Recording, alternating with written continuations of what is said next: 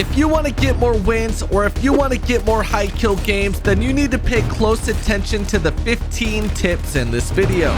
Number 1, stop looting so much. The first thing you should do when you land in is be looking for a gun you're comfortable with and finding a 3-plate vest. And once you have both of those, you should instantly be looking to push other players. This is what every single top tier player does, and it's how they get off to a great start for their high kill games. After a few early kills, you should have looted enough money in order to get a loadout weapon, which leads me into number 2, which is simple: get into more gunfights. You can't get high kill games by not getting into any fights, and you can't win games by not getting into any gunfights either. If you're serious about getting better, take every fight you see and learn from the mistakes you make in those fights, which leads me into mentality. If you're going to be pushing every single team you see, you're going to be dying a lot. And I know it's very easy to get really mad and start blaming your teammates or other random things like RNG on the reason for you dying, but in most situations, you are the reason you died, and there's something you could have done differently to survive and win that fight. Now, this is a lot easier said than done, because if you've ever watched one of my streams, you see me rage a lot. I'm kind of being a hypocrite here. But you might be thinking, I don't know what I did wrong in a lot of these fights, and I don't know how to improve on it. So what I recommend you guys doing is start recording your gameplay, and then in some of those situations where you died, go back and watch them after your gaming session and see what you could have improved on. When you're watching back gameplay that you recorded, there's going to be a lot of things you notice that you didn't notice while you were in the actual game, and it's going to help you pick up and learn a lot. But getting wins with random teammates is nearly impossible. There's usually hardly any communication, and a lot of times your teammates are just over there licking walls, which is why I partnered with GamerLink. GamerLink is a great way to find like-minded teammates to play with. It's an app for your phone where you can find people to play with. You can sort by people who are looking for competitive or more casual gameplay. You can sort by location, and there's also hundreds of games on there to look for teammates for, not only on Warzone. And the best part of it, it's completely free. So no more looking through 10 different Discords trying to find people to play with. It's all just in one app. So click the link in the description to get GamerLink and stop playing with randoms. But speaking of teammates, communication is key. Start making better call outs. Stop saying he's over there, he's over there, he's right there on my ping. Nobody can see your ping in this game, so try to call out where your ping is. I know we're all guilty of this, myself included, but try to be more specific with your call outs, like, oh, he's on the 2nd floor of the blue building west, and stop telling your teammates they're one shot when they're really not. To add to this, backseat gaming is very annoying. If your whole team is dead and you got that one guy alive and everyone's trying to tell him what to do, it's going to be a very frustrating experience for that player that's alive, and that frustration can lead to them making a stupid mistake and dying, and now you guys are backing out and restarting a new game. Instead of telling him exactly what to do, let him do his thing, and instead give him some call outs like, hey, there's 3 teams left, 10 people are left, and then just shut your mouth. Let him do his thing. If you happen to see a player that he doesn't see on a mountain, just say, hey, player on top of the mountain, and then shut up. A lot of times, less communication in those situations is better, but try to give them just important information instead of just telling them what to do. Let's talk about loadout drops. Don't buy them. It is significantly quicker to just find $2,500 than it is to scavenge the whole map trying to find enough money for the ridiculous loadout prices in this game. What I recommend you do is buy your primary weapon first, since it's very easy to find good SMGs on the map, and then later on, when you do have enough money, buy your SMG or whatever your secondary is at the buy station. But if a stronghold does spawn near you, I recommend you go to the stronghold and you get your loadout, so that way you have your perks and both of your weapons.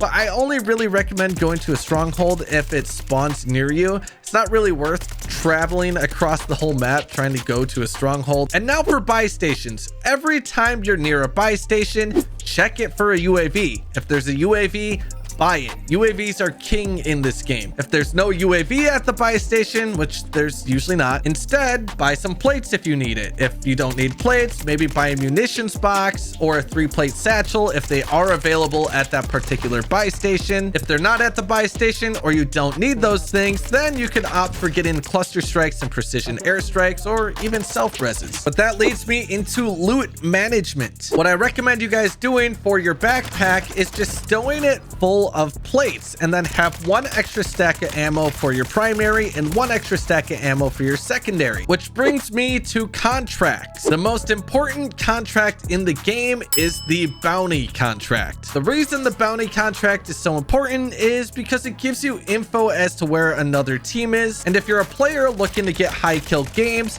what the top players will do is they will chain these bounty contracts together. They'll keep doing them over and over because you'll always know where an enemy team's location is at, and they'll just keep pushing those bounties. The second most important contract in the game, I would say, is the safe cracker. It is a great way to get money if your team is down bad and you're the last one alive and you need to buy your teammates back or whatever. Any other contracts that aren't bounties and safe crackers are not really worth doing, in my opinion. When you're chasing bounties, you're chasing kills, but be careful. Don't tunnel vision on those kills. If you break someone's plates and they run around a corner, a lot of times what you're going to do is you're going to chase them because you really want that kill. And I'm guilty of this sometimes too, but a lot of times what will happen is if that player is somewhat good, they're already plating as they're going around that corner and they're finding a head glitch, and you're going to come running around that corner. They're going to be sitting on a head glitch already fully plated back up, and you're going to be a free kill for them. Sure, there will be situations where there's nothing around that corner, no head glitches or nothing,